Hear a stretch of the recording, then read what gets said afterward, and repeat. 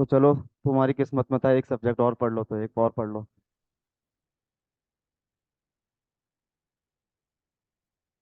Interpretation of statutes. ठीक है। बाकी तैयारी कैसी चल रही है सबकी? बढ़िया। कोचिंग के अलावा पढ़ रहे हो या फिर सिर्फ कोचिंग को ही पढ़ाई मान के चल रहे हो? पढ़ रहे हो ना? क्योंकि इस बार वैकेंसी आएगी बम्पर। क्योंकि 2-3 साल की वैकेंसी पेंडिंग में पड़ी हुई है। इस साल की वैकेंसी को अगर ढंग से टारगेट कर गए तो कंफर्म बन जाओगे। अगर इस साल की वैकेंसी में मेहनत नहीं करी या फिर थोड़ी सी ढील दे गए तो फिर आरजेएस की वैकेंसी, मेरे को जितनी एक्सपेक्टेशन इस साल की वैकेंसी से है उतनी बम्पर वैकेंसी फिर नहीं आएगी। क्योंकि फिर ईयर टू ईयर वाली वैकेंसी आएगी, वही 70-80 सीट 70-80 सीट, उसमें वो मामला चलता रहेगा। लेकिन इस साल मैं मान के चल रहा हूँ कि 150 प्लस तो आएगी ही आएगी। क्योंकि लास्ट पेपर शायद 2021 में हुआ था। ठीक है। अभी चल रहा है 2024। तो 22 की ऐड होगी, 23 की ऐड होगी, 24 की ऐड होगी। तो 3 साल की वैकेंसी में मान के चलो कम से कम 200 सीट भी आ जाए तो कोई बड़ी बात नहीं है। तो वैकेंसी भी शायद मेरे हिसाब से, जैसे आज जो चीफ जस्टिस है MM श्रीवास्तव, वो आज उन्होंने ओथ ले ली। पहले वो एक्टिंग चीफ जस्टिस थे, आज वो परमानेंट चीफ जस्टिस हो गए। ठीक है। तो आपके राजस्थान जुडिशरी के अंदर ये रूल है कि जो भी आपके परमानेंट चीफ जस्टिस होता है ना, हमेशा आरजेएस की वैकेंसीज या कोई भी एग्जाम की वैकेंसीज वो ही निकालता है। एक्टिंग चीफ जस्टिस कभी वैकेंसीज निकालता नहीं है। तो आज उन्होंने ओथ ले ली, तो अब अप्रोक्सीमेटली मान के चलो कि मार्च के अंदर तो आएगी ही आएगी। इससे लेट मेरे को नहीं लगता कि अब हाईकोर्ट करेगी। फरवरी लास्ट या मार्च के 10-15 दिनों में। तो उसके बाद मैं तुमको प्री का टाइम भी बता दूं। जिस दिन वैकेंसी का नोटिफिकेशन आएगा, 1 महीना एग्जाम फॉर्म भरने का देंगे वो। ठीक है। और उसके 15 दिन बाद तुम्हारा प्री की डेट हो जाएगी। तो ऐसे मान के चलो टेंटेटिव डेट तुम्हारी या तो प्री की मई के लास्ट में आएगी या जून के फर्स्ट वीक में। ठीक है। उसके बाद फिर चलता रहेगा, 1 महीने बाद प्री का रिजल्ट, उसके बाद 45 दिन का टाइम देते हैं, 45 से 60 दिन का। फिर तुम्हारा मेंस का पेपर। तो अब ज़्यादा समय नहीं है, तो जो अभी भी सीरियस नहीं हुए हैं वो सीरियस होना चालू हो जाओ। क्योंकि अभी भी टाइम है सीरियस होने का। ठीक है। तो इंटरप्रिटेशन ऑफ स्टैट्यूज पढ़ेंगे अपन। इंटरप्रिटेशन ऑफ स्टैट्यूज के अंदर, प्री के अंदर आप मान के चलना एक या दो क्वेश्चन आते हैं। ठीक है। मतलब एक भी पूछ ले और दो भी पूछ ले और तीन भी पूछ ले, इसके ऊपर नहीं आते। जो हमेशा मतलब परमानेंट वाले काम होते हैं वो ऐसे होते हैं कि दो क्वेश्चन पूछते ही पूछते हैं इंटरप्रिटेशन ऑफ स्टैट्यूज से। दूसरा, मेंस की अगर बात करी जाए तो मेंस के अंदर दो क्वेश्चन आपको मिलेंगे ही मिलेंगे। और याद रखना, इंटरप्रिटेशन ऑफ स्टैट्यूज है वो हर कोई ढंग से करके नहीं आता। लेकिन जो आपका मार्किंग का जो एवरेज रहेगा ना, एक, कि आप अपनी जो मार्क्स है उसमें आपके साथ वाले से किस तरीके से आगे निकल सकते हो, वो ऐसे ही सब्जेक्ट है ये, इंटरप्रिटेशन ऑफ स्टैट्यूज। क्योंकि सिर्फ ज्ञान की बातें, थ्योरेटिकल चीजें हैं। तो थ्योरेटिकल चीजों में आपको सिर्फ कॉन्सेप्ट को याद करना है, उसके अलावा एग्जाम में अगर आप खुद की राइटिंग में भी दूसरे शब्दों में भी अगर वो आंसर आप लिखे होगे और सही केस लो को कोट करिए होगे, तो आपको इसमें मार्क्स मिल जाते हैं हमेशा। बस प्रिंसिपल वो सही होना चाहिए, चाहे वो आपकी राइटिंग में हो, आपकी लैंग्वेज में हो, आपके हिसाब से हो, वो मैटर नहीं करता। क्योंकि अगर अपन लॉ की बात करें तो अगर कोई सेक्शन है, अगर आपसे वो एग्जाम के अंदर पूछ लिया, तो आपको तो सेक्शन के बेसिक एसेंशियल जो पॉइंट्स है वो तो लिखना एकदम कंपलसरी मैंडेटरी है। वो अगर आप नहीं लिखोगे तो आपको नंबर वो एग्जामिनर नहीं देगा। लेकिन आईओएस के अंदर ऐसा नहीं होता, अगर आपने करेक्ट प्रिंसिपल आपकी खुद की लैंग्वेज में भी लिखा है तो आपको नंबर मिल जाएंगे। तो इस सब्जेक्ट को बिल्कुल भी इग्नोर नहीं करना है।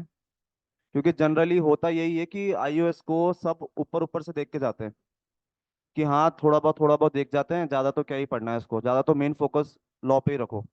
लेकिन ये भी एक one of the major subject है जो आपको एग्जाम के लिए भी सीरियसली प्रिपेयर करना है।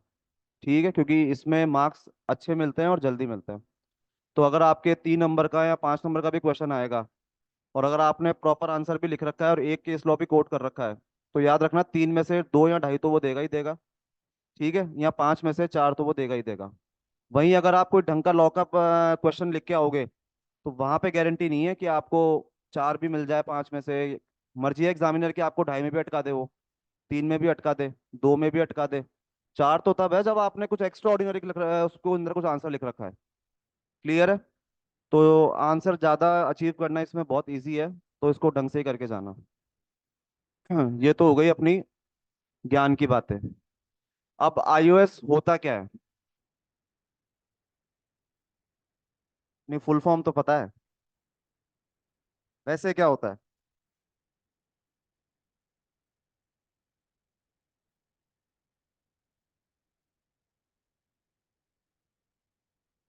तो इंटरप्रिटेशन ऑफ स्टैट्यूज का मेन मतलब यही है कि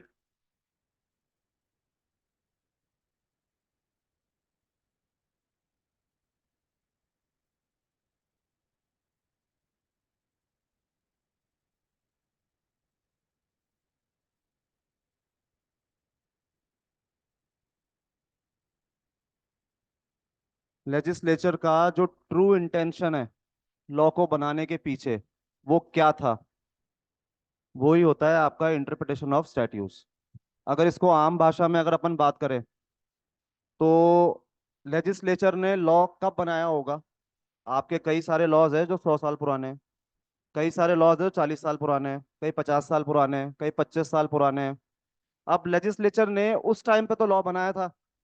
अब अगर अपन हर लॉ की लैंग्वेज को अगर एकदम प्लेन मीनिंग देने लग जाए और एकदम साधारण तरीके से उसको समझने लग जाए, तो आज की डेट में बहुत प्रॉब्लम हो सकती है, क्योंकि आज की डेट में पॉसिबिलिटी है कि वो करंट सिचुएशन पे अप्लाई हो या नहीं हो।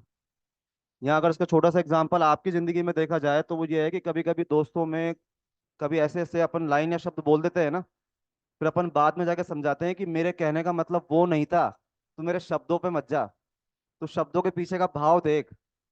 मैं अगर ये कह रही हूँ कि तू बाहर जा, तो मैं तेरे को निकाल नहीं रही थी, मैं तेरे को किसी काम के लिए भेज रही थी। तो वैसे के वैसे ही इंटरप्रिटेशन ऑफ स्टैट्यूज भी काम करता है। जो लेजिस्लेचर का ट्रू इंटेंशन था लॉ बनाने के पीछे, और आज की एप्लीकेबिलिटी के हिसाब से लेजिस्लेचर ने क्या सोच के लॉ बनाया था, और आज जब सिचुएशन कोर्ट के सामने आ रही है, तो कोर्ट को उस लॉ को किस तरीके से इंटरप्रेट करना है आज की सर्कमस्टेंसेस के हिसाब से, वो ही होता है आपका इंटरप्रिटेशन ऑफ स्टैट्यूज। कि आपको किसी भी तरीके से लेजिस्लेचर का इंटेंशन पता चल जाए कि वो क्या कहना चाह रहा है, किस तरीके से कहना चाह रहा है, और क्यों कहना चाह रहा है। इसके पीछे एक इंटरेस्टिंग कहानी भी है, गौर से सुनना। एक क्रिमिनल केस चल रहा था, ठीक है, और क्रिमिनल केस के अंदर जो अक्यूज था उसको जज ने सुना दी डेथ पेनल्टी, फांसी की सजा, ठीक है। और जजमेंट के अंदर लिख दिया कि the accused to be hanged, ठीक, बराबर है। जब फांसी की सजा होने लगी, तो जो डिफेंस का वकील था, यानी जो अक्यूज का वकील था, वो कोर्ट में आके बोलता है कि सर, एक रिक्वेस्ट है आपसे। तो जज साहब बोलते हैं क्या? तो वकील साहब बोलते हैं कि सर, जब इसकी फांसी लग रही हो ना, तब आप प्लीज मुझे वहां पे खड़े रहने की अनुमति दे दो, मेरे को और मेरे जूनियर्स को। तो जज साहब ने बोला ठीक है, आप खड़े रहना। तो जब फांसी का दिन आया और टाइम आया, तो अक्यूज को वही आंखें बंद करके तख्ते के ऊपर लेके जा रहे थे, ठीक है।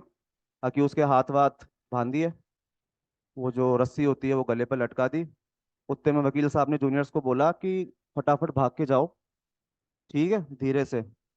और जब फांसी वो लगा दे ना, कसाई होता है, कौन होता है वो जो जल्लाद, तो जब जल्लाद ये खींच दे ना, तब वहां पे भाग के जाना और अक्यूज को बचा के ले आना, ठीक है। तो जैसे ही वो फांसी जल्लाद लगा देता है, वकील के जो एडवोकेट साहब के जो जूनियर्स थे वो भाग के जाते हैं, रस्सी काटते हैं और उसको बचा के ले आते हैं। वकील साहब पे कंटेम्प्ट का इल्जाम लग जाता है कि ये आपने क्या कर दिया, फांसी आपने क्यों रोकी। तो वकील साहब कोर्ट में जाते हैं और बोलते हैं कि सर, आपने जजमेंट में क्या लिखा था?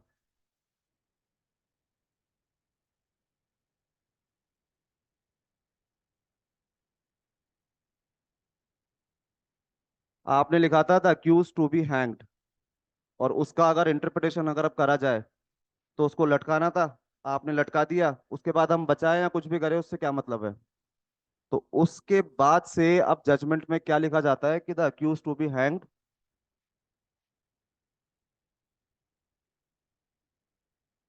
तो ये क्या है? इंटरप्रिटेशन, कि किस तरीके से किस भाव को किस टाइम पे आपने इंटरप्रेट कर दिया। और जो इंटरप्रिटेशन है वो सिर्फ लॉ का ही नहीं होता, वो आपके बायलॉज का भी होता है, आपके ऑर्डर्स का भी होता है, आपके रेगुलेशंस का भी होता है, आपके रूल्स का भी होता है, जैसे आपके जेडीए के रूल्स है, उनका भी इंटरप्रिटेशन होता है। और इंटरप्रिटेशन सिर्फ पार्लियामेंट के लॉज का नहीं होता, आपकी जो स्टेट लेजिस्लेशन लेजिस्लेशन है, अगर वो भी कोई लॉ पास कर रहा है, तो उसका भी इंटरप्रिटेशन अगर कोर्ट कर रहा है या कोई भी इंसान कर रहा है, ऐसा जरूरी नहीं कि इंटरप्रिटेशन सिर्फ कोर्ट ही करता है। मेजॉरिटी अगर आज की डेट में देखा जाए तो इंटरप्रिटेशन का मेन काम कोर्ट के पास ही है, क्योंकि कोर्ट ही करता है इंटरप्रिटेशन, क्योंकि जजों का काम लॉ को इंटरप्रेट करके आज की डेट में अप्लाई करने का है। जजों का काम लॉ बनाने का नहीं है कभी भी। ऑल्दो उनके पास पावर है कॉन्स्टिट्यूशन में किसी भी चीज को लॉ बनाने की, लेकिन उनका मेन काम क्या है? लॉ को आज की डेट के हिसाब से इंटरप्रेट करना और केस में अप्लाई करके अपना जजमेंट देना। ठीक है। तो यही चीज है जो जो इंटरप्रिटेशन आपका जो मेन काम आता है वो वैसे कोर्ट में आता है, लेकिन इंटरप्रिटेशन आज की डेट में हर छोटे छोटे स्टेप पे, हर छोटी छोटी जगह पे काम आता है। चाहे वो सरकारी ऑफिस हो, चाहे वो कोर्ट हो, चाहे वो गवर्नमेंट हो, चाहे कोई भी इंसान हो। क्लियर है यहाँ तक? कोई परेशानी किसी को? अब इसमें दो शब्द है, पहले लिख लो, फिर समझा देता हूँ। एक पेज पे बीच में लाइन बनाओ, एक तरफ लिखो इंटरप्रिटेशन और दूसरी साइड लिखो कंस्ट्रक्शन। ऑनलाइन वालों समझ में आ गया ना? Yes sir. यस हम्म। सर।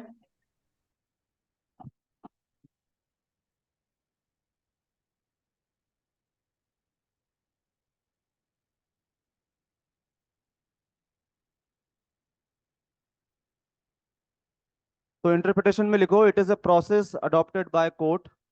यहाँ पे कोई हिंदी मीडियम का है क्या? हिंदी मीडियम के भी हो आप? यार मैं हिंदी में लिख के नहीं लाया।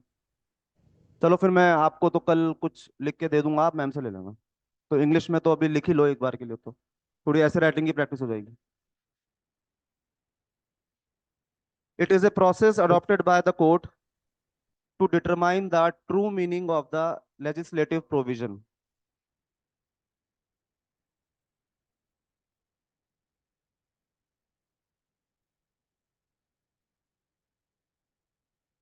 It is the process adopted by the court to determine the true meaning of the legislative provision.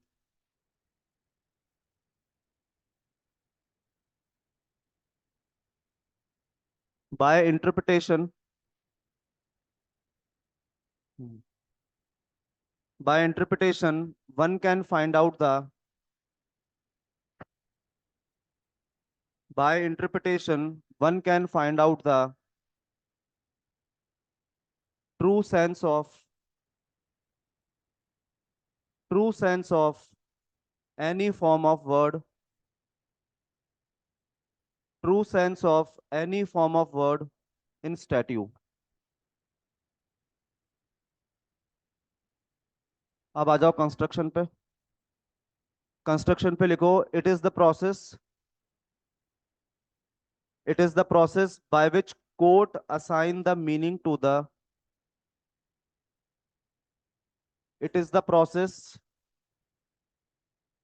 by which court assign the meaning to the ambiguous provisions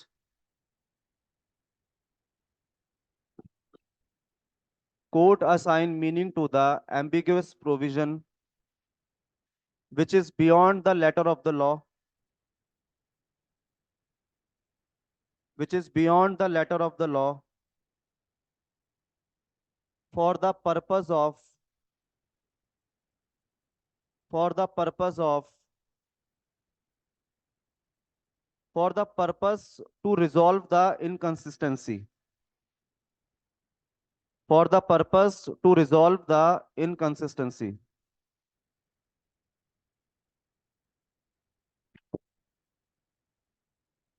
फिर नीचे लिखो उसके by construction,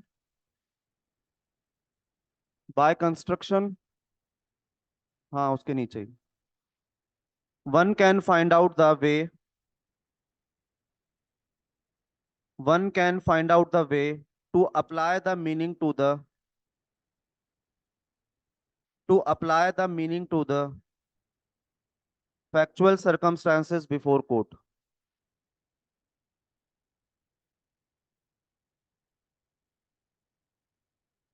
Factual circumstances before court, even though the same does not appear, even though the same does not appear if the words used in the enactment if the words used in the enactment are given their natural meaning।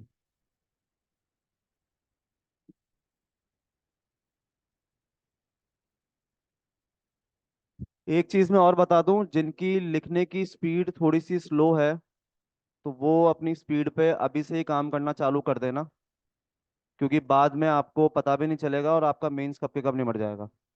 ठीक है। एक RJS का अगर मैं आपको थोड़ा सा ऊपर ऊपर की बात बताऊं तो ये है कि आरजेएस आज तक वही लोग ज्यादा बने जिनका मेंस का पेपर एटलीस्ट कंप्लीट हो गया था। जिनका पेपर छूटा है ना, वो कभी आरजेएस नहीं बने, चाहे आपका कितना ही अच्छा पेपर निकला हो। ठीक है, 2-5 नंबर का छूट जाए तो वो बात अलग है, लेकिन आपके मेंस के अंदर, लॉ के अंदर तकरीबन आप मान के चलो, आपको क्वेश्चन मिलेंगे एवरेज 25 या 26 या 27 या मैक्सिमम 28। ठीक है, एक एवरेज पकड़ के चलते हैं कि 26 क्वेश्चन आए हैं आपके एक पेपर में। ठीक है, टाइम है आपके पास।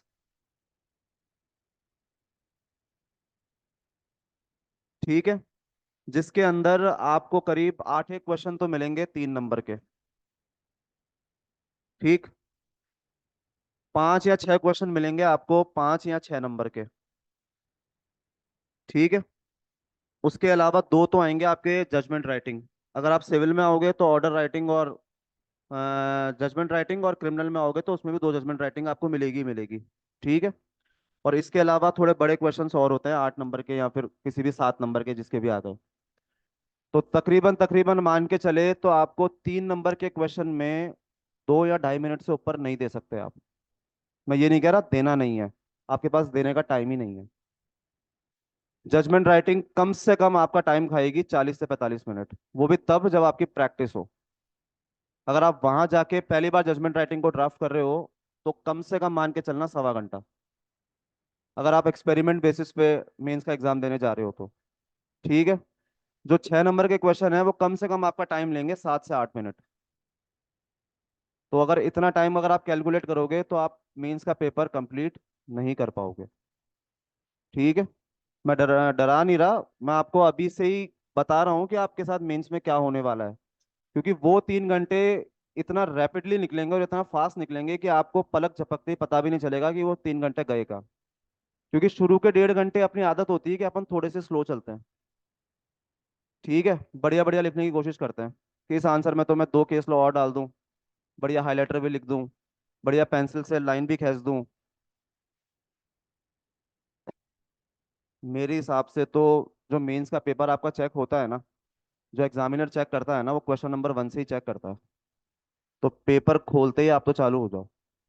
और एक चीज और साइकोलॉजी होती है भाई, मेंस का पेपर, एग्जाम होता क्या है, एग्जामिनर की साइकोलॉजी से खेलना है आपको। अगर आप उसकी साइकोलॉजी से जीत गए तो आप एग्जाम जीत गए। एग्जाम होता क्या है, और इसके अलावा जंगी तो होती है एक तरीके से, इसमें आपको जीतना ही जीतना है, वो चाहे कैसे भी जीतो आप। चाहे एकदम प्रॉपर आंसर लिख के जीतो, या एग्जामिनर को बेवकूफ बना के जीतो, या किसी भी तरीके से आप जीतो, जंग जीतनी है आपको किसी भी तरीके से। अब होता क्या है कि शुरू शुरू के अगर 7-8 आंसर एग्जामिनर को बढ़िया लग जाते हैं ना, तो एग्जामिनर के मन में आपके लिए क्या पैदा हो जाएगा, कॉन्फिडेंस, कि इसको आता है। तो बाद वाले क्वेश्चन में अगर आपने 2-3 क्वेश्चनों में अगर थोड़ी मोड़ी अगर गड़बड़ी भी कर रखी है ना, तो वो थोड़ी सी नेग्लिजिबल हो जाती है। ठीक है, क्योंकि वो कॉपी ये तो नहीं करेगा ना कि पहले बड़े वाले चेक करूंगा फिर छोटे वाले चेक करूंगा, वो ऐसा नहीं करेगा। वो तो पेपर खोलते ही पहला आंसर पड़ेगा। तो शुरू के 8 आंसर तो आपके ऐसे होने चाहिए कि बिल्कुल मक्खन वाले, इसमें कहीं कोई भी डाउट ना हो, कहीं कोई भी मिस्टेक ना हो। तो वहां पे क्या होगा कि आप 40% एग्जामिनर का दिल तो वहीं जीत गए। ठीक है, उसके बाद के आंसर्स चाहे आपके थोड़े से ऊपर नीचे भी आएंगे ना, तो आपके मार्क्स में आधे नंबर या 1 नंबर के कटने का ही डिफरेंस आएगा, अगर आंसर परफेक्ट लिखा हुआ है तो भी ज्यादा डिफरेंस नहीं आएगा। लेकिन अगर स्टार्टिंग के क्वेश्चन छोटे छोटे को अगर आपने बिगाड़ दिया ना, तो उसका कॉन्फिडेंस बाद वाले आंसर्स में इतना ज्यादा जल्दी बिल्डअप नहीं हो पाएगा। उसको लगेगा कि ठीक है, ठीक है, ठीक है। तो साइकोलॉजी फैक्टर भी एग्जाम में आप ध्यान रखना। तो जिनकी राइटिंग स्पीड अच्छी नहीं है वो बढ़ा लेना, क्योंकि एग्जाम के अंदर तो यही चीज काम आएगी। और मैं अभी भी आपको कह रहा हूँ, जो लोग अगर प्री की पढ़ाई कर रहे हैं उनका नहीं होगा, जो लोग मेंस की कर रहे हैं उन्हीं का ही होगा। ठीक है, और स्पीड कैसे बढ़ानी है? रोज के 2 पेज लिखो, और पेज देख के नहीं लिखने। सबसे बेस्ट तरीका बताऊं एक, कोई भी एक पेज पढ़ो, ठीक है, या कोई भी एक टॉपिक दिमाग में सोच लो, या खुद के बारे में ही कुछ लिखना हो वो लिख लो। जैसे तुमने एक पेज पढ़ा तुम्हारी लॉ के अंदर, उसको पढ़ लिया, समझ लिया, बुक को बंद करो और जितना तुमने अब समझा है ना, उसको अपने शब्दों में लिखो। तुम्हें आंसर लिखना भी आ जाएगा, तुम्हारी स्पीड भी बन जाएगी, तुम्हारी राइटिंग भी बैठ जाएगी। ठीक है? क्योंकि जनरली जब भी अपन पढ़ते हैं और उसके बाद पेज पलटते हैं तो आधी चीजें दिमाग से गायब हो जाती है, चाहे आप कितना ही 2 घंटे उस पेज को पढ़ लो। ठीक है, तो ये अगर प्रैक्टिस करोगे तो जल्दी से चीजें आगे की समझ में भी आएगी, और आंसर राइटिंग भी आपकी फास्ट हो जाएगी। क्लियर? तो अब आ जाओ इंटरप्रिटेशन और कंस्ट्रक्शन में। वैसे तो दुनिया इन वर्ड्स को एकदम सेम बोलती है कि ये सिनोनिम्स है, लेकिन ये सिनोनिम्स नहीं है। ये दोनों के जो मतलब है वो अलग अलग है। इंटरप्रिटेशन तो बोलता है कि लेजिस्लेचर का क्या ट्रू इंटेंशन था लॉ बनाने के पीछे, और उसने ये स्टैट्यूट क्यों बनाया, ये प्रोविजन क्यों इनेक्ट किया। अगर वो पता लगाना होता है तो अपन इंटरप्रिटेशन का फायदा लेते हैं। कंस्ट्रक्शन बोलता है कि जहाँ पे लेजिस्लेचर ने कोई एम्बिग्विटी छोड़ दी हो आपके कानून में, मतलब कोई त्रुटि छोड़ दी हो, इसके कारण डाउट आ गया हो दिमाग में। ठीक है? तो उस टाइम पे जब कोर्ट इंटरप्रिटेशन करती है कि इस एम्बिग्विटी को या फिर इस त्रुटि को हम कैसे दूर करें और आज के टाइम पे इसका मतलब कैसे निकाले, ठीक है, तो उसको बोलते हैं कंस्ट्रक्शन। ठीक है, दोनों के मायने अलग अलग ही है इनके।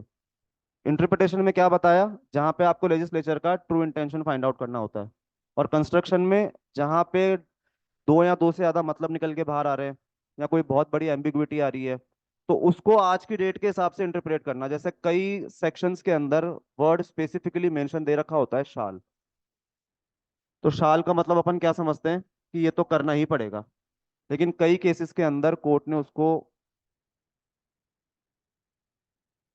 में इंटरप्रेट करा है। ठीक है? तो अगर ट्रू इंटेंशन लेजिस्लेचर का देना हो तब तो शाल इंटरप्रेट कर लेंगे, लेकिन मानो उस प्रोविजन की वजह से कहीं पे एम्बिग्विटी आ रही है और एक से दो तीन चार मतलब निकल के बाहर आ रहे हैं, तो सिचुएशन के अंदर जब कोर्ट उस एम्बिग्विटी को दूर करने के लिए जो लेजिस्लेचर का ट्रू इंटेंशन फाइंड आउट करती है, उसको बोलते हैं अपन कंस्ट्रक्शन। ठीक है? बस ये याद करने की चीजें हैं, एग्जाम में पूछ लेते हैं ये।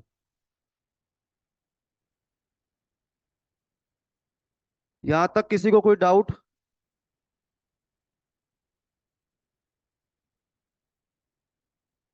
No sir. अब आ जाओ, लॉ होते कितने तरीके के हैं।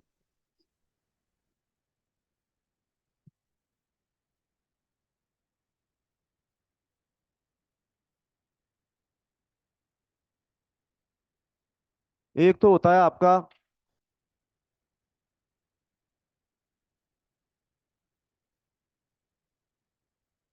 कोडिफाइंग लॉ, लिखते भी जाओ हाथों हाथ। ये यहाँ पे वाई नहीं है, यहाँ पे आई है। यहाँ पे भी आई है क्या? सही है सर। नहीं, सही है ये तो। FYING सही है सर। टाइप्स ऑफ लॉ,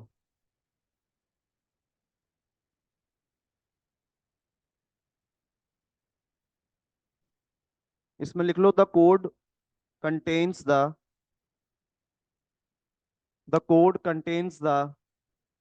हाँ, the code contains the pre existing provisions in different statutes.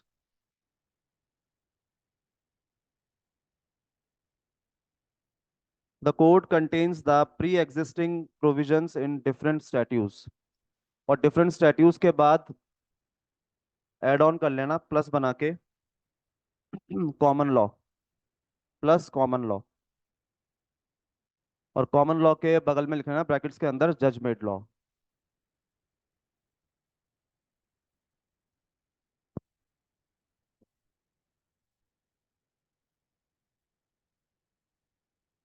जहाँ पे आपके लॉ के प्री एग्जिस्टिंग प्रोविजंस होते हैं अलग अलग लॉ में, और जो आपका लेजिस्लेचर है वो उन सबको उठा के अगर एक ही जगह पे ले आए, तो उसको बोलते हैं कोडिफाइंग। ठीक है? जैसे आपका है, एग्जाम्पल लिख लो, हिंदू सक्सेशन एक्ट।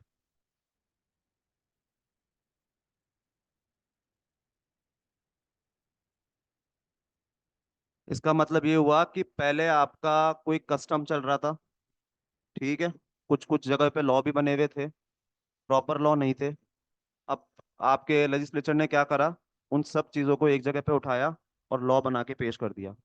जैसे आपके हिंदू लॉ थे वो 1950s में बने थे शायद, 56 में।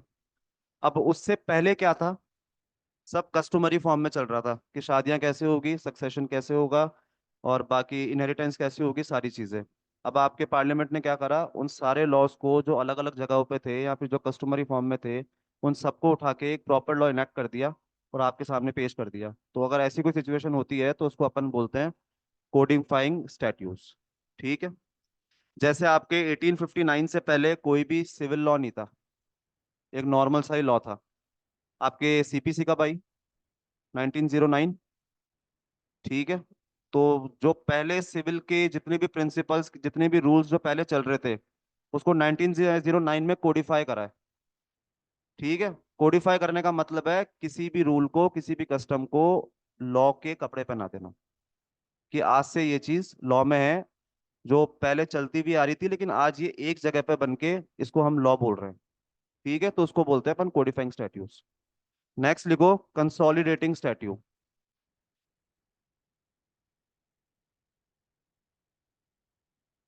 सर कोडिफाइंग लॉ का एक एग्जांपल हिंदू मैरिज एक्ट भी हो सकता है क्या? क्या हिंदू? Marriage act. बिल्कुल हो सकता है।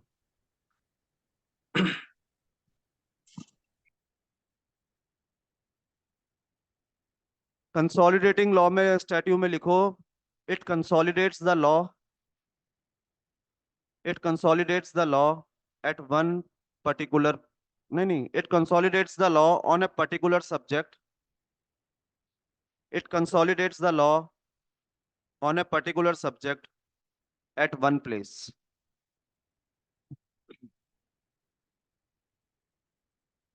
Example, CrPC, CPC evidence.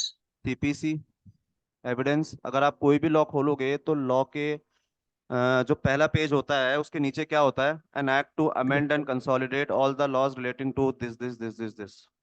तो कंसोलिडेट का मतलब होता है कि पहले चीजें लॉ थी, ठीक है, कोडिफाई तो हो गई थी, लेकिन वो अलग अलग एक्ट में अलग अलग जगह पे पड़ी हुई थी। अब पार्लियामेंट ने या लेजिस्लेचर ने क्या करा, उन जो अलग अलग जगहों पे लॉ फैला हुआ था उन सबको लगा के एक ही किताब बना दी। जैसे सीआरपीसी पहले आपके अलग अलग जगहों पे फैली हुई थी कि कोई स्टेट का भी रूल्स चल रहे थे, कोई सेंट्रल के भी रूल्स चल रहे थे, कोई किसी दूसरे एक्ट में भी रूल्स चल रहे थे। अब आपका जब सीआरपीसी बनी 1909 में, 1973 में, उस टाइम पे पार्लियामेंट ने क्या करा, जितने भी अलग अलग रूल्स थे उन सबको एक ही बुक बना दी जिसका नाम है सीआरपीसी। ठीक है। तो जब आपके लॉ किसी चीज को, जो अलग अलग चीज जगह पे पड़ी हुई है, उनको उठा के अगर एक ही बुक में कर देता है, ठीक है। अब यहाँ पे डिफरेंस क्या है कोडिफाइंग और कंसोलिडेटिंग में? सर कोडिफाइंग में वो रिटर्न नहीं होता, वो कस्टम यूसेज में फैला हुआ होता है। बिल्कुल यहाँ पे वो परफेक्ट, ऑलरेडी लॉ होता है।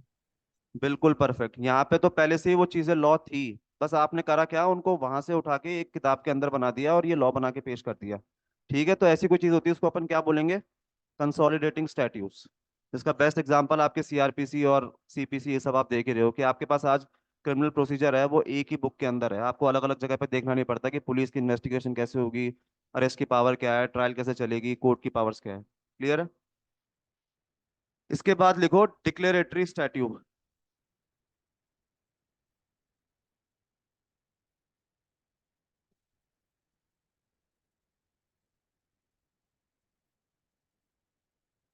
इसमें लिख लो टू रिमूव डाउट।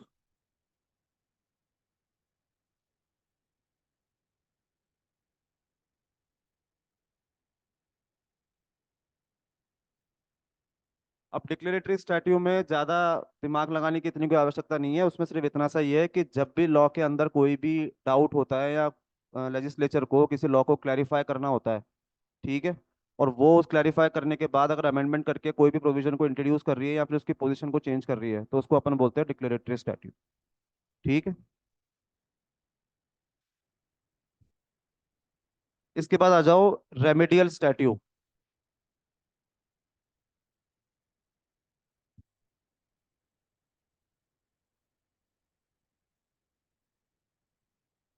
इसमें लिख लो रिमूव डिफेक्ट्स और mistake in the formal law.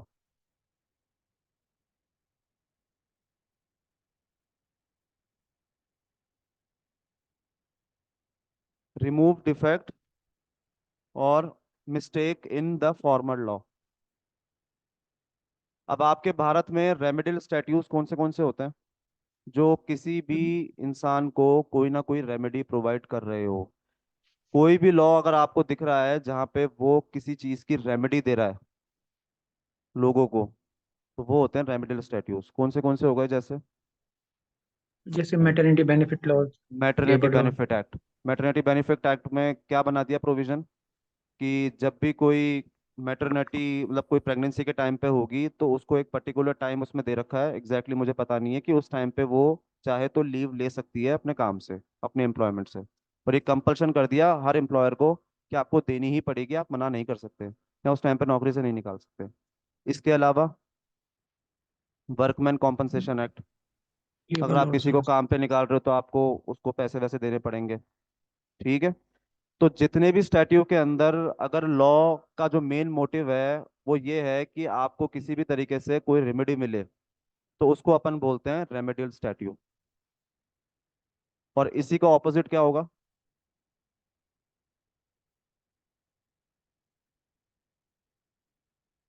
Penal statute.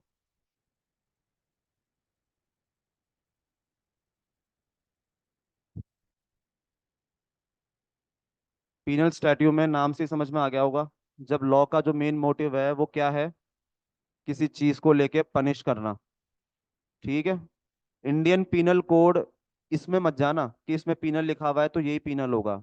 जो भी लॉ किसी भी इंसान को कोई एक्ट करने के लिए अगर सजा दे रहे हैं या पनिश कर रहे हैं, तो वो सारे के सारे लॉ का नेचर क्या है? वो सारे के सारे लॉ आपके पीनल स्टैट्यूज है।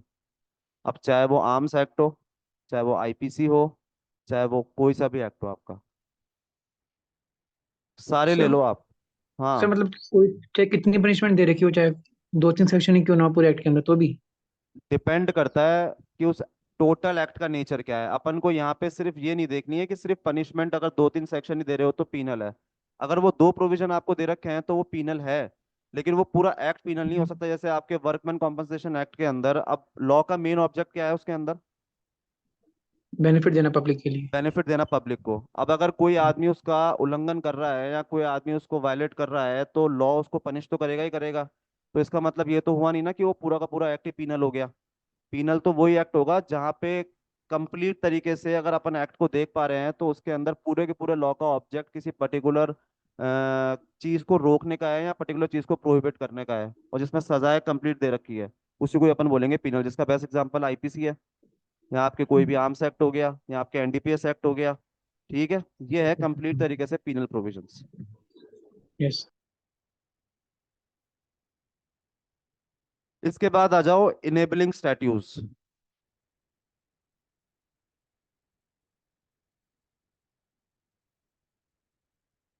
इसमें लिखो an enabling statute is one.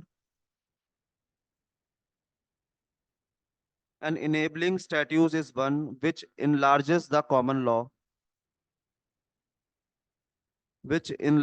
common law, where it is narrow.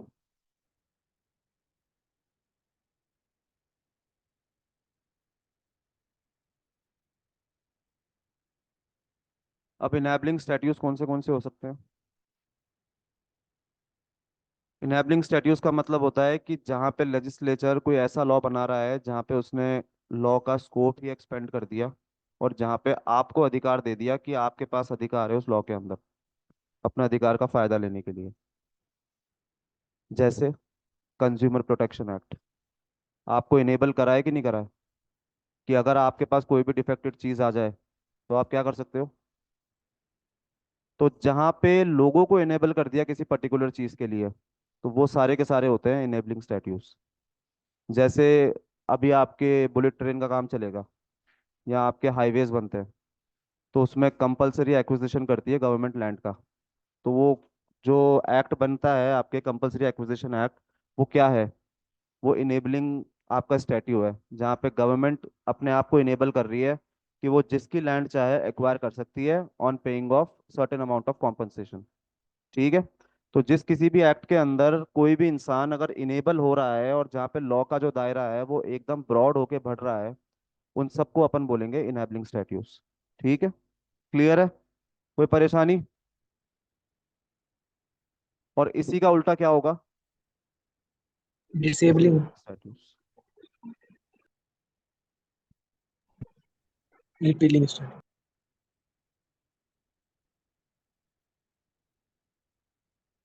इसमें लिखो, इट रिस्ट्रिक्ट्स और cuts down a right.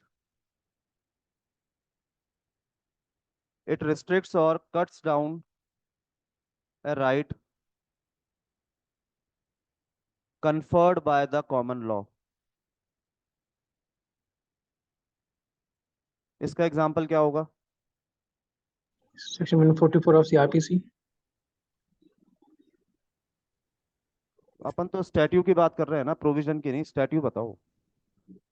Statute. Disabling का मतलब ये है कि जहां पे लोगों को मना कर दिया कि ये चीज नहीं करनी है। डोमेस्टिक वायलेंस एक्ट आपको प्रोहिबिट करा है कि नहीं करा है वहां पे, वो इसका एग्जाम्पल हो गया। आपका मोटर व्हीकल एक्ट, ठीक है, डिसेबल करा ही नहीं करा है आपको कि बिना लाइसेंस के अगर एक्सीडेंट नहीं करोगे, ये नहीं करोगे, वो नहीं करोगे। प्रॉपर डिसेबल कर रखा है आपको। तो ये सारे एक्ट क्या करते हैं? आपके कॉमन लॉ के अंदर जो आपकी इनेबलिंग पावर्स है उनको एकदम कम कर देते हैं और आपको रिस्ट्रिक्ट कर देते हैं कि आपको ये सब काम नहीं करने। तो जो भी लॉ किसी भी इंसान को अगर रिस्ट्रिक्ट कर रहा है किसी पर्टिकुलर चीज को करने के लिए, वो लॉ को अपन क्या बोलेंगे? Disabling statutes. क्लियर है? इसके बाद लिखो रिपीलिंग स्टैट्यूट्स।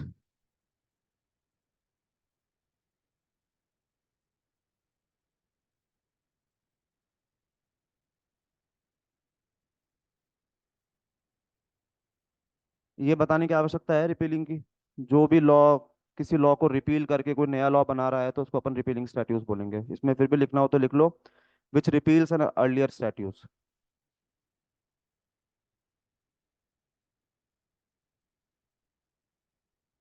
जैसे आपकी पहले सीआरपीसी कौन से ईयर की थी? 1898। उसके बाद उसको रिपील कर दिया, कब रिपील करा? 1973। अब वापस रिपील करने जा रहे हैं। ठीक है। तो जैसे ही पुराने लॉ रिपील हो रहे हैं तो वो सारे के सारे क्या बन जाते हैं?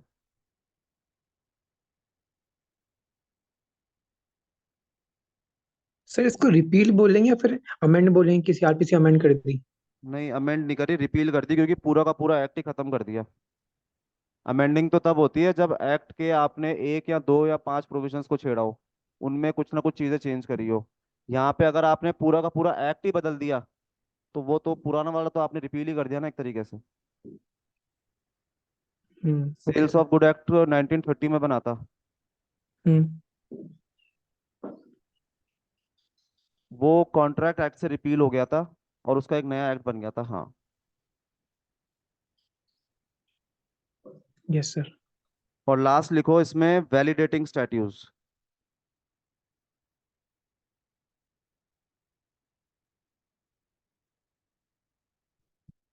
वैलिडेटिंग स्टैट्यूज वो होते हैं कि जब कोर्ट किसी भी लॉ को इनवैलिड डिक्लेयर कर देती है।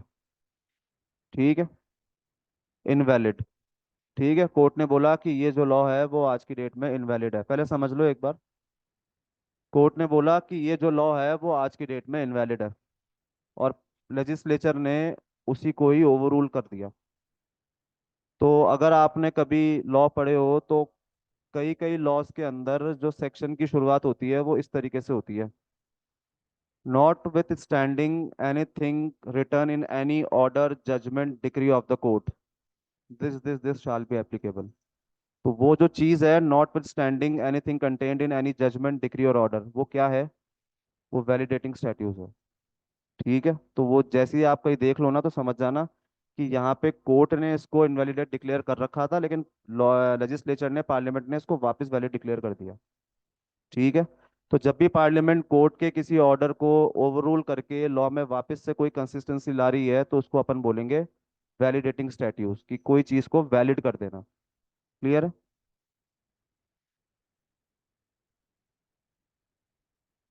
अब जो मैंने बताया वो लिख लो अपने हिसाब से।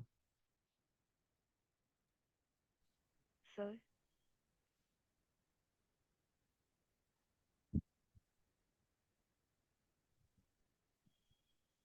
कोई कोई बेरक लाया है क्या किसी भी एक्ट की?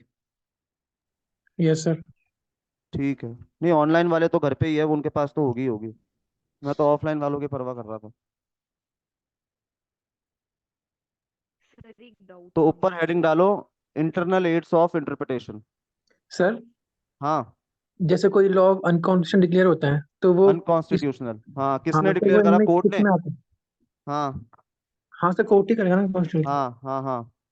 तो सर इसमें कौन से स्टैट्यूट में आएगा वो, केस किसी में फॉल करता है जो अपन ने पढ़ा अब तक?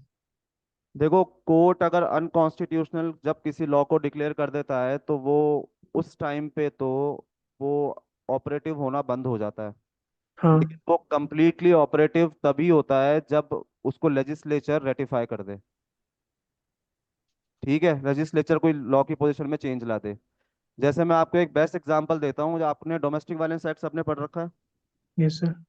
पढ़ रखा है, तो उसमें रिस्पोंडेंट की डेफिनेशन देखिए। हाँ सर। उसमें क्या लिखा हुआ है? Any adult male member. हम्म, अब आपके 2016 के अंदर हीरालाल पी परसोवा नाम से केस आया था, जिसके अंदर बोल दिया था कि अडल्ट मेल मेंबर जो इस शब्द है वो इसके अंदर नहीं हो सकता, इसके अलावा विमेन भी हो सकती है और कोई भी मेल मेंबर हो सकता है। ऐसा जरूरी नहीं है कि अडल्ट मेल मेंबर ही हो। ठीक है। उसके अंदर कोर्ट का कहना यह था कि मेल के साथ साथ फीमेल भी रिस्पोंडेंट हो सकती है। क्योंकि डोमेस्टिक वायलेंस एक्ट में आपको एक चीज तो पता है ही कि डोमेस्टिक वायलेंस एक्ट वाइफ या wife living in the nature of marriage, ठीक है, वो फाइल कर सकती है अगेंस्ट द हस्बैंड या उसके रिलेटिव के फैमिली। अगेंस्ट में। ठीक है। Yes sir. लेकिन जो हस्बैंड के रिलेटिव्स है वो फाइल नहीं कर सकते वाइफ के अगेंस्ट में। ये चीज तो पता ही है आपको। तो यस अब सर। ये पोजीशन तो सुप्रीम कोर्ट ने 2016 में चेंज कर दी थी। लेकिन अगर आप आज की 2024 की भी बेरक पढ़ोगे तो वहां पे क्या लिखा हुआ मिलेगा आपको? Adult adult mail. Male member.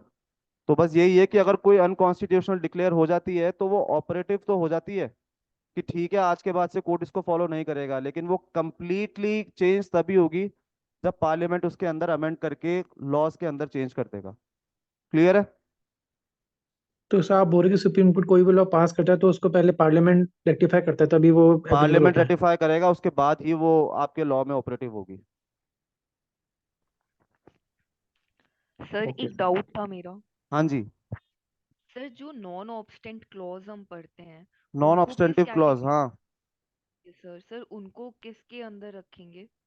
उनको अपन अभी जो पढ़ने वाले हैं ना, अपन इंटरनल एड्स, ओके सर। उनके अंदर आएंगे वो। अभी तो ओके अपन सर ने पढ़ा है कि लॉ के नेचर क्या होते हैं, कि यस कौन सा लॉ पीनल होता है, कौन सा लॉ आपके इनेबलिंग होता है, कौन सा डिसेबलिंग होता है। अब जो एक्ट अपन पढ़ते हैं, कोई सा भी एक्ट, उसके अंदर जो आपको चीजें दे रखी है वो क्या क्या होती है, अब अपन वो पढ़ेंगे। ठीक है। तो सर पहला, एक छोटा सा हाँ डाउट था। हाँ, तो थोड़ा सा आईपीसी में था सर, छोटा सा एक ऐसी जनरल डाउट। वो जनरल डाउट देखो यार, मेरे से बाद में पूछना, एक बार इंटरप्रिटेशन को चलने दो एक बार, है ना। ठीक है सर, ठीक है। तो पहला है short title.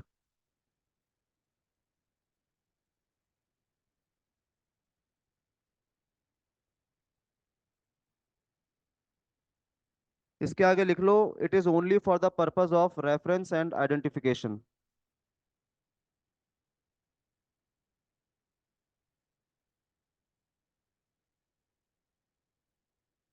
It is only for the purpose of reference and identification. अब आपके कोई भी एक्ट का सेक्शन 1 क्या होता है? कि दिस एक्ट में बी कॉल्ड फलाना फलाना। तो वो चीज क्या होती है? शॉर्ट टाइटल होती है। ठीक है। तो आपसे अगर इंटरव्यू के अंदर कोई पूछ ले कि बताओ इस एक्ट की शॉर्ट टाइटल क्या है, तो बता देना उसको। नेक्स्ट लिखो लॉन्ग टाइटल।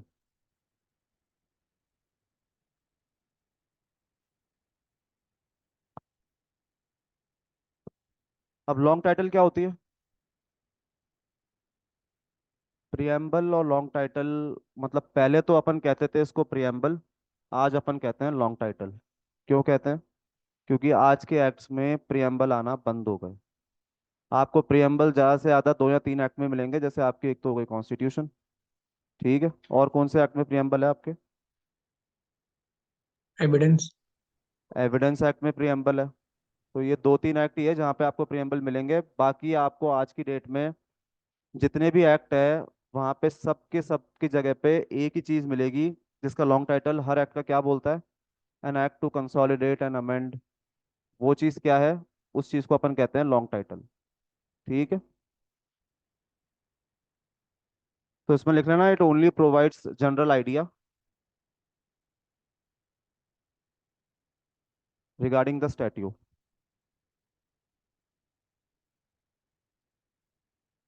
एग्जाम में अगर मेंस के अंदर अगर ये क्वेश्चन आता भी है तो इतना घबराने की आवश्यकता नहीं है। आपसे इंटरनल एड और एक्सटर्नल एड पूछ सकते हैं। तो उसमें अगर आप शॉर्ट टाइटल लॉन्ग टाइटल भी लिखे होगे ना तो भी मोर देन सफिशिएंट है। ऐसा जरूरी नहीं कि आपको इसके अंदर का भी याद करना हो 4-5 लाइनें। बस आपको पता होना चाहिए कि शॉर्ट टाइटल क्या होता है, लॉन्ग टाइटल क्या होता है और ये किसके अंदर आते हैं। ठीक है। तीसरा है प्रीएम्बल। अब जिनमें प्रीएम्बल है वो तो आज चल ही रहे हैं ना। तो प्रीएम्बल के अंदर भी हमेशा कोर्ट इंटरफेयर नहीं करता। और मैं आपको जो ये एड बता रहा हूँ ना, ये एड क्या है ये बता दिया क्या मैंने आपको? ये एड कोर्ट के हथियार है। जब भी कोर्ट किसी लॉ को लेके या किसी प्रोविजन को लेके डाउट में आती है कि यार इसके अंदर हम क्या सोचे और क्या मतलब निकाले और इसके अंदर क्या ऑब्जेक्ट बाहर आ रहा है, या इस एक्ट को बनाने के पीछे पार्लियामेंट का या फिर लेजिस्लेचर का क्या इंटेंशन था, तो कोर्ट के इंटरनल हथियार ये लोग हैं। कोर्ट या तो शॉर्ट टाइटल पे देख लेगा, कोर्ट या तो लॉन्ग टाइटल पे देख लेगा, कोर्ट अगर प्रीएम्बल दे रखा है तो प्रीएम्बल में देख लेगा। और इनको पढ़ के कोर्ट असरटेन करेगा कि क्या कहने का इंटेंशन था लेजिस्लेचर का और क्या बनाने का इंटेंशन था लेजिस्लेचर का। तो ये जो इंटरनल एड है, तो एड से आप समझ जाना ये हथियार है कोर्ट के। कि कोर्ट अभी अपन बात कर रहे हैं इंटरप्रिटेशन इंटरप्रिटेशन इंटरप्रिटेशन, लेकिन कोर्ट करेगा कैसे इंटरप्रिटेशन? कुछ हथियार तो होने चाहिए ना इंटरप्रिटेशन करने के लिए। तो ये लोग हैं जिसकी मदद से कोर्ट प्रॉपर इंटरप्रिटेशन पे पहुंचता है। ठीक है। तो प्रियम्बल के अंदर भी एक चीज ध्यान रखना, अगर लैंग्वेज अगर प्रियम्बल की क्लियर है तो इंटरप्रिटेशन करने का वैसे कोई रोल होता नहीं है। लेकिन जहाँ पे प्रियम्बल के अंदर ही लैंग्वेज एम्बिगुअस है और दो या दो से ज्यादा मतलब निकल के बाहर आ रहे हैं, तभी कोर्ट उसको इंटरप्रेट करके पता लगाता है। ठीक है। इसके बाद लिखो मार्जिनल नोट्स।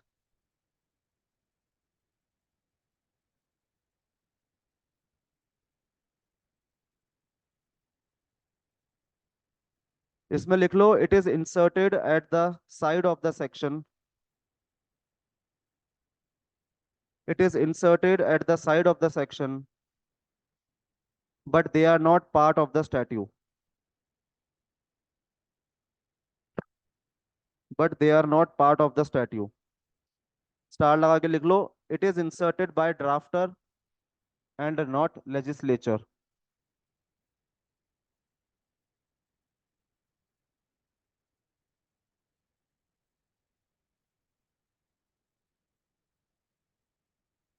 अब होता क्या है, जब भी आपका लॉ बनता है ना, तो लॉ को कौन बनाता है? ड्राफ्टर ही बनाते हैं। ठीक है। वो ड्राफ्टर कौन होते हैं? आपके आईएएस ऑफिसर्स, आपके जो भी काम करने वाले चीफ सेक्रेटरीज। ठीक है। वो सारे लोगों से, मतलब लॉ बनता कैसे सबको पता है ना वैसे एक चीज तो। जब भी कोई जनरल लॉ बनता है तो उसके बनने के पहले के क्या प्रोसीजर्स होते हैं? सबसे पहले तो ड्राफ्ट बनता है लॉ का। और ड्राफ्ट बनने से पहले हमेशा ओपिनियन ली जाती है उसके रिलेटेड आदमियों से, जनरल पब्लिक से, कि हम ऐसा लॉ बनाने जा रहे हैं, आप अपनी ओपिनियन दो। जैसे आपके अभी भारतीय न्याय संहिता ये वगैरह बने थे ना तीनों, इसके लिए मतलब मेरे को अगर ढंग से याद है तो 3-1 हज़ार ओपिनियन आई थी। और इन्होंने ओपिनियन ली भी बहुत जगह से थी। डॉक्टर्स के एसोसिएशन से ली तो वो 304 बी का चक्कर था, वो इन्होंने रिजॉल्व कर दिया था। ठीक है। डॉक्टर से लेते हैं, सुप्रीम कोर्ट से लेते हैं, हाई कोर्ट से लेते हैं, एडवोकेट से लेते हैं, जनरल पब्लिक से लेते हैं, प्रोफेसर से लेते हैं, टीचर से लेते हैं, सबकी ओपिनियन को बनाने के बाद फिर एक प्रॉपर जो ड्राफ्टर होता है वो लॉ को ड्राफ्ट करता है। फिर ड्राफ्ट करने के बाद उस लॉ को लेजिस्लेचर के हाथों में दिया जाता है। वो उनको पार्लियामेंट में क्या बोलते हैं डिबेट करके उसको पास करवाते हैं। फिर प्रेसिडेंट के साइन के बाद जिस दिन से वो इन्फोर्समेंट डेट लागू होती है उस दिन से लॉ लागू हो जाता है। ये आपका इस तरीके से लॉ बनता है। तो जब ड्राफ्टर लॉ बनाता है ना, तो आपके आज की बेरेक्ट में तो कभी नहीं होता। जैसे जब भी आप बेरेक्ट खोलोगे ना, तो जैसे आपके सेक्शन नंबर दे रखा है यहाँ पे, सपोज करो 50, ठीक है। उसके बाद ये शॉर्ट टाइटल वगैरह आ जाता है, और उसके बाद फिर सेक्शन की मेन कहानी चालू हो जाती है। तो इसके जस्ट बाद कुछ कुछ मार्जिनल नोट्स दे रखे होते हैं जब ड्राफ्टर बनाता है। ठीक है, मार्जिनल नोट्स मतलब होते हैं कि जो अपन शॉर्ट फॉर्म में किसी चीज़ को याद नहीं रखते, या थोड़ा सा आइडिया रखने के लिए कि कहानी तो ये है और उसके शॉर्ट फॉर्म्स ये है, तो उन्हीं को ही बोलते हैं मार्जिनल नोट्स। आज की डेट में इनकी रेलिवेंसी एकदम जीरो है। ना ये कोर्ट के काम आते हैं, ना कोर्ट इनको काम में लेता है, लेकिन फिर भी ये इंटरनल एड का पार्ट आज भी है। ठीक है। इसके बाद लिखो हेडिंग।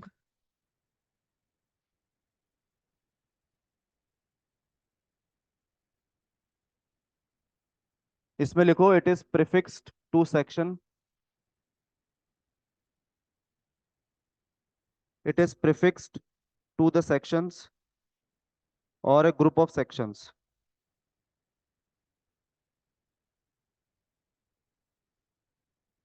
कोई भी सेक्शन के स्टार्टिंग में जो ब्लैक ब्लैक से लिखा हुआ है ना, उसी को ही बोलते हैं अपन हेडिंग्स इन प्रॉपर टर्म।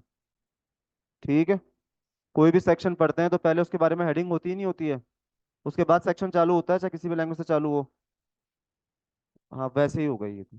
ठीक है। इसके बाद आ जाओ इलस्ट्रेशंस। इलस्ट्रेशंस।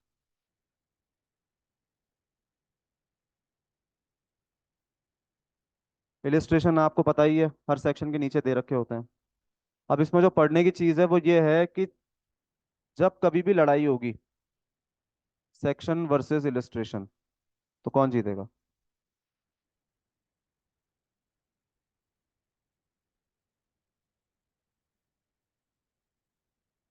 इलस्ट्रेशन।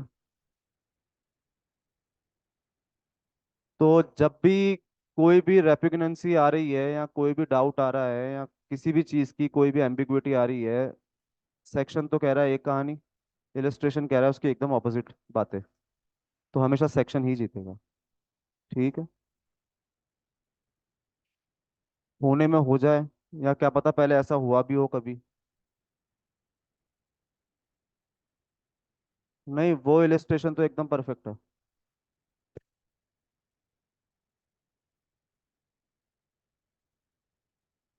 तो जब कभी भी कोई भी रेपिग्नेंसी आ जाए, तो ये हमेशा ध्यान रखना दिमाग के अंदर, हमेशा मेन सेक्शन ही जीतेगा। ठीक है। समझ में आते हैं, वो बात सही है। अभी तक उनकी एप्लीकेबिलिटी पे या फिर उनकी जो ऑथेंटिसिटी है उस पर कोई भी डाउट निकल के बाहर नहीं आया, ना कोई क्वेश्चन रेज हुआ। तो अपन मान के चल रहे हैं कि जो सेक्शन में लिखा हुआ है वो अगर सेक्शन में समझ नहीं आया और रजिस्ट्रेशन में कोई कहानी बोल रखी है, तो वो सेक्शन इसी बारे में ही बात कर रहा होगा। लेकिन कल को अगर कोर्ट के सामने एक क्वेश्चन रेज हो जाए और ये प्रश्न उठ जाए कि भाई ये सेक्शन तो बोल रहा है कि ये इस डायरेक्शन में जाना चाहिए, ठीक है, और इलस्ट्रेशन बोल रहा है कि उस डायरेक्शन में जाना चाहिए, तो किसकी बात माने? तो कोर्ट बोलेगा सेक्शन जो बोल रहा है उसकी बात मानेंगे, इलस्ट्रेशन की नहीं। इतनी सी बात है। इसके बाद आ जाओ सेविंग क्लॉज।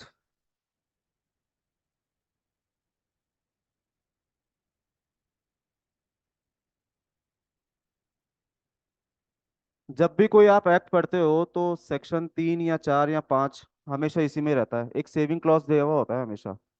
क्या होता है वो? जहाँ एक्ट एक तो सर अप्लाई नहीं होगा, और अगर कोई पुराने वाले लॉ की कोई चीज आज भी उसको वैलिड करवानी है, तो उसके लिए भी उनको बचाने के लिए दे रखा होता है। ठीक है। तो समझते हो ना आप सब लोग सेविंग क्लॉज का मतलब? सेविंग क्लॉज वही होते हैं जब नए लॉ के आने के बाद पुराने लॉ के कुछ कुछ प्रोविजंस को आज भी लागू करने के लिए, या कुछ लोगों को स्पेशल बेनिफिट देने के लिए, या कोई भी चीज को आज की डेट में भी लागू करने के लिए, अगर कोई भी सेविंग क्लॉज अगर किसी सेक्शन में ऐड होता है, ठीक है, जहाँ पे लेजिस्लेचर का जो मेन इंटेंशन है वो पुराने लॉज की किसी चीज की वैलिडिटी को बचाना है, तो उनको अपन कहते हैं सेविंग क्लॉज। और ये हमेशा आपको सेक्शन मतलब किसी भी एक्ट के स्टार्टिंग में ही मिलेगा, अगर मिलेगा तो। एंड में नहीं मिलेगा कभी भी। ठीक है। एक्सेप्ट शायद आपके सीआरपीसी में ही एंड में है, मेरे हिसाब से नहीं, स्टार्टिंग में ही है। प्रोबेशन में भी एंड में है ना? ये लिखवाना है क्या? तो लिखो ये, it is generally It is generally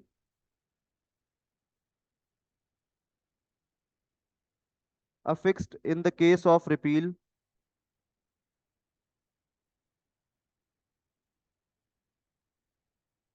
इसमें लिखो it is generally added. Affix मत लिखो. It is generally added in case of repeal and reenactment of a new statute. It is generally added in case of repeal and reenactment of a new statute.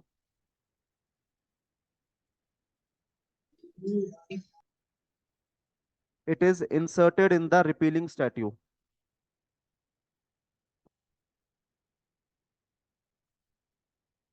It is inserted in the repealing statute. फिर इसके नीचे लिखो by this the rights already created. By this the rights already created under repealed enactment. By this the rights already created under repealed enactment are not disturbed. Are not disturbed. Nor are new rights created by it. Nor are new rights created by it. क्योंकि आप जब भी देखते हो ना, तो law कोई भी जब नया पास होता है तो वो किस तरीके से अप्लाई होता है?